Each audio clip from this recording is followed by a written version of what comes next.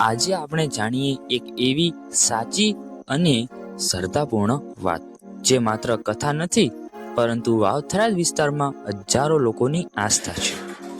બનાસકાંઠા જિલ્લાના વાવથરા તાલુકામાં આવેલું એક નાનું પણ વિશ્વસનીય ભરેલું ગામ ટીમા। આ ટીમા ગામ આજે ઓળખાય છે એક ખાસ નામથી મુશાળા શામ।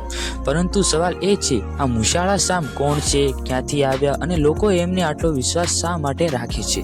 ચાલો શરૂઆતથી સમજીએ। શ્યામ બાપાનું મૂળ નામ હતું બર્બરીક। બર્બરીક કોઈ સામાન્ય મનુષ્ય ન હતા।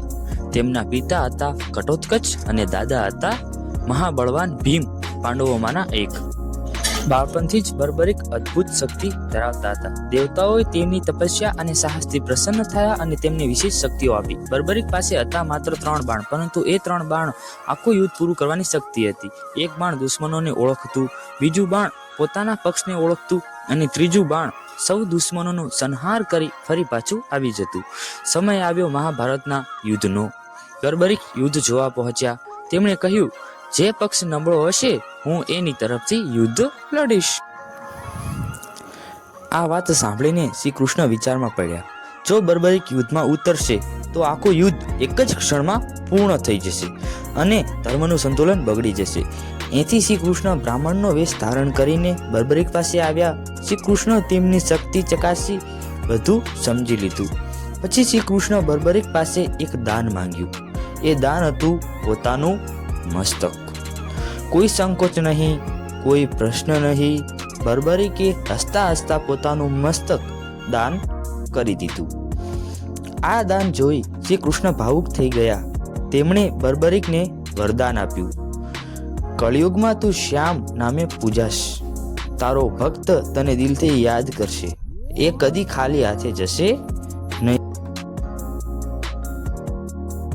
શ્રી કૃષ્ણએ બર્બરીકના મસ્તકને યુદ્ધ ભૂમિના ઊંચા સ્થાને સ્થાપિત કર્યું, જેથી બર્બરીક આખું મહાભારત યુદ્ધ જોઈ શકે। સમય પસાર થયો, યુગ બદલાયા।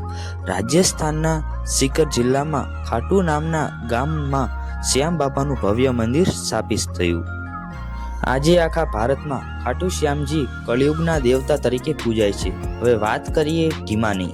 ટીમા ગામમાં શ્યામજીનું સ્થાન કેવી રીતે આવ્યું? માન્યતા એવી છે કે શ્યામ બાપાની કૃપાથી અહીં તેમની ભક્તિ ફેલાઈ। અહીં શ્યામજીને યોદ્ધા સ્વરૂપે દર્શાવવામાં આવ્યા। મોટી મૂછ, રક્ષા કરનારા, શક્તિશાળી ભાવ અને ત્યાંથી જન્મ થયું મુશાળા શ્યામનું। ટીમાના લોકો માટે શ્યામ બાપા માત્ર ભગવાન નથી, એ રક્ષક છે, એ આશા છે અને એ વિશ્વાસ છે। અહીં લોકો મન્નત માને છે, પગપાળા દર્શન કરે છે, સંકટમાં શ્યામ બાપાનું નામ લે છે અને એમ કહેવાય છે કે ટીમાના મુશાળા શ્યામ કોઈને ખાલી હાથે પાછું નથી મોકલતા।